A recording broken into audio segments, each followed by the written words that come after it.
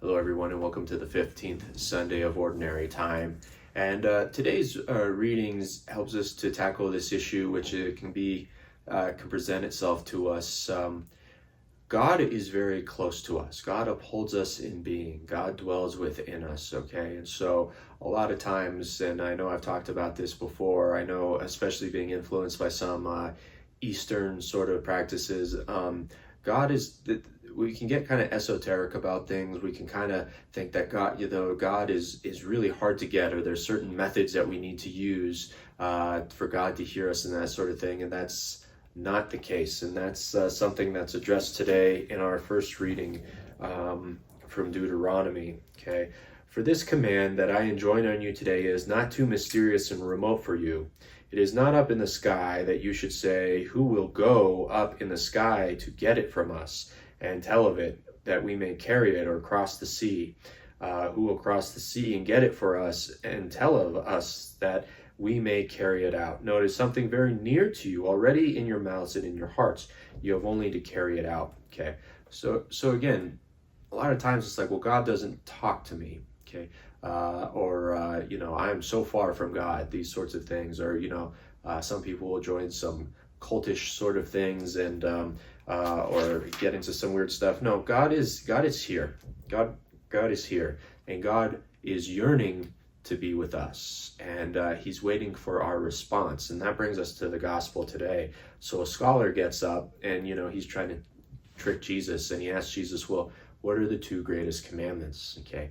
And Jesus gives us a very clear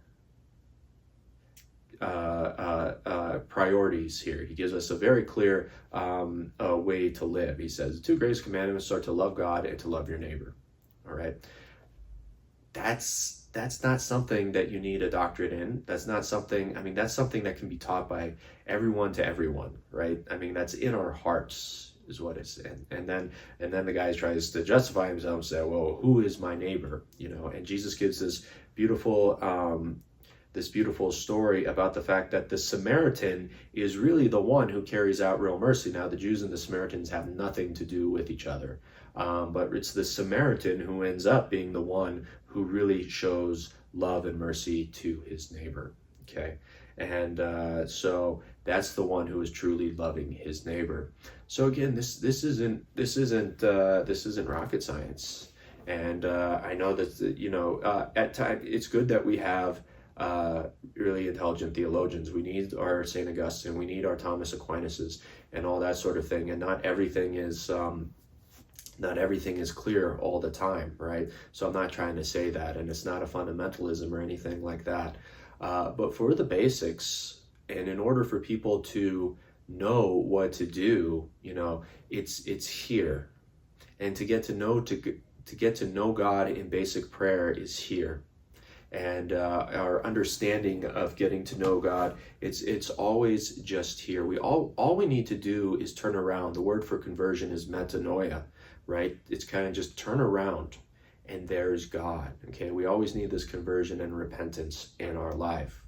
And so as we approach the table of the Lord today and we receive Jesus, let us ask, is it I who am setting up these boundaries, these walls between me and God? Because it certainly isn't God.